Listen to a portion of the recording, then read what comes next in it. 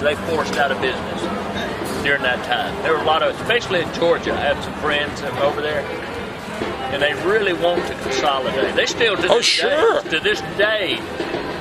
It's unbelievable the pressure they put on us. We're a $200 million bank. And Can I ask you?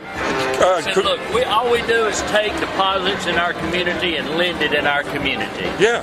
Well, local banks, why I ask. Local banks, of course, are the best to do business with. Absolutely. I mean, I always caution everybody against, you get Chase Manhattan, you get rid of that. Get rid of the... Care less about something. So the local banks, of course, but... and the economy, it's all the economy, it's all the money. And people are now starting to recognize what that money is, especially the fiat money coming out of the Senate. We made it up. Absolutely. It's just made up. What is your feelings on the digital currencies that are coming out? Bitcoin? Yeah. I don't know. Our IT guy is intrigued with it. It scares me in the sense that could it be the one world currency one day and take our local away from us?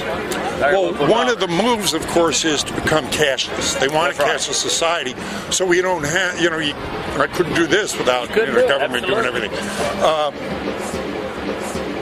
So they want a cashless society, so they can more monitor control it. Thank you. That's exactly what it's about. And that's why, again, what you just brought up, the suspicion is, instead of forcing people on it, why not have them run to you? Absolutely.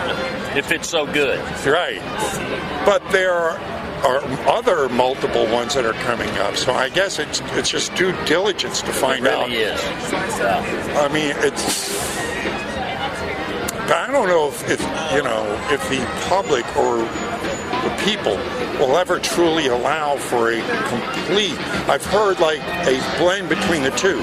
In other words, large transactions that corporations would be digital, because they're digital now anyway. No one's taking. Nobody sees money. No one's taking crates of money over, Yeah. So those could still be done digital, but like anything below, let's say $500. Yeah.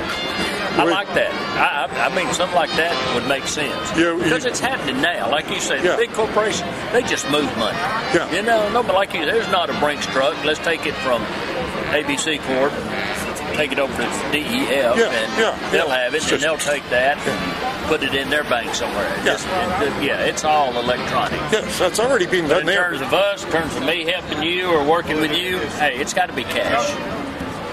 Well, I mean, to me, that's because it's not going to disappear. It's obviously going to morph in more and more to our being. It is now. I mean, people, they don't carry cash anymore. Right. Carry the card. Yeah, thank you. So. Or carry it on your phone. I buy my phone from Starbucks. I just hold it up.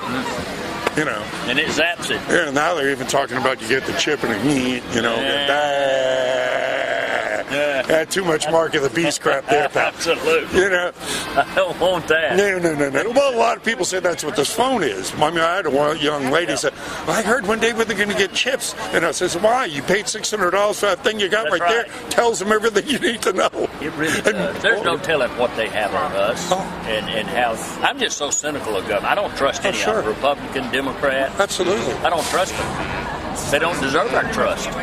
I'd bank with you any day, pal. This guy right here, he's just anti-party. I don't think he's a Republican. I don't think he's a Democrat. He's no more a Republican than Bernie Sanders was a Democrat. Absolutely. And it isn't about party. The party thing was all about keeping us separated anyway. Just one more way to divide us. Thank you. We do it economically, racially, party, whatever. Now, do you see that breaking down, falling apart? No, I really don't. In Alabama, we just had a Democrat win the Senate because of who the Republicans. Wasn't that a lot attributed to voter fraud? No. You don't think so? That's what Roy Moore is alleging. I think there was hardcore there was evidence. Probably some. No, there's hardcore evidence. There is in Birmingham, Mobile, the urban areas. No doubt there is. But the point is, who got the Democrat elected was Mitch McConnell. I know of two people that went to Washington. One is the senior senator in our state legislature, Dale Marsh. He's one of those that doesn't do it for power, money. He built a business, became very wealthy, is very philanthropic, and he was going to run for the U.S. Senate. And again, he doesn't need it for the money, the ego. I believe he truly would have had the right motivation. So he goes up there. McConnell and them just blistered him and the other two or three that went up there. Not only did they tell him, we'll run you, you won't get elected dog catcher in your town after we're through with you. Well, if you're squeaky. Then they went to all the Republican entities that help campaigns, the polling people, the fundraising people, the campaign management people, and said, if you support anybody but Luther Strange, we'll see that you never work for another Republican candidate. So every one of them backed off. Every one of them. But Roy Moore is independent enough. He said, up yours, I don't need you anyway.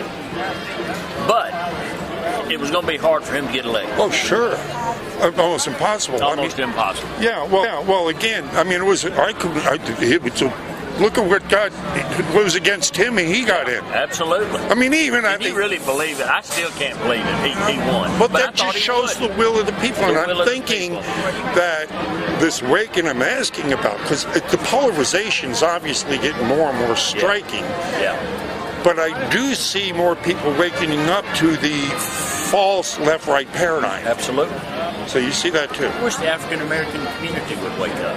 Oh, they are. I think they are slowly, but no. You think it's faster than I'm thinking? One of the things being out here on the street, I mean, a problem. It's a black city, 85%. Yeah. How many black people voted and supported Trump astonished me. One of the best stories I got. This little black lady comes up 3 years ago. She's looking at my work. You're going to like this because it's right up in your genre, too.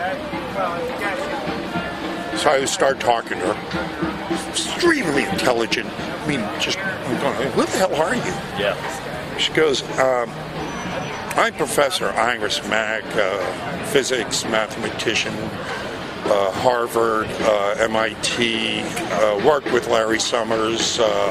He recruited by Larry Summers, worked on Wall Street, Enron. I'm going, oh crap. She stood here for an hour and gave a class that anybody would stop and listen how Obama screwed up the economy. Oh, yeah. And we became great friends. Yeah. So she stops by. They blackballed her. She blew the whistle on Larry Summers and the derivatives fraud. Sure. Well, tenacious, right? She wrote a book called A Wall Street Bailout from Main Street, became the #1 bestseller in wealth management overnight. Wall Street Bailout. Wall Street Bailout from Main Street. Highly recommend it. And for someone like you that knows financing, it would be a piece of cake, because she wrote it for people like myself. Lay people who understand, how they use the tricks to steal our money. Oh, absolutely, absolutely. And she put it in layman's terms, so you could read this on a flight home. Yeah. It pissed me off to read The Big Short and then watch the movie. Yeah. My gosh, and that's the thing about us, small bank. And I told them, I said, you guys can come in and count every one of our gym clips. You can share awards, you can share good stuff. I said, but there's no way you can go into Chase, you can go into BB&T, and understand remotely what risks they present to our system. But y'all give them a pass. Right. And what they'll do is, we fine them, $10 million. So what? That's chump change. It's like 10 minutes of work for them. For Wells Fargo, that's getting their FSRs to cross-sell another 1,000 products that nobody needs. Right. And they don't even know they're getting. Yeah. Can I get a picture with you? Of course you can. Sure you can.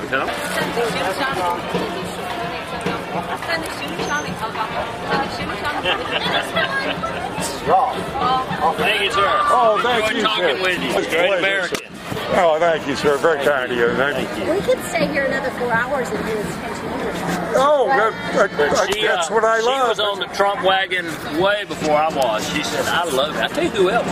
one of our best friends, I'm not dropping names, was Governor of Alabama, and then he was Congressman Bob Riley. The only one that hadn't been before the Ethics Commission in Alabama ever, really. Yeah. His wife, Patsy, and he still does. She said she loved him. She thinks God ordained him to get us out of this polarization. Oh, I'm telling you, a lot of people believe that. Leave him alone. Well, that's why I say it's not the left, it's not the right, it's the corruption. It's the corruption. It's the corruption. And it doesn't matter what animal's behind their name. Amen. Amen. God bless you. Thank you very much.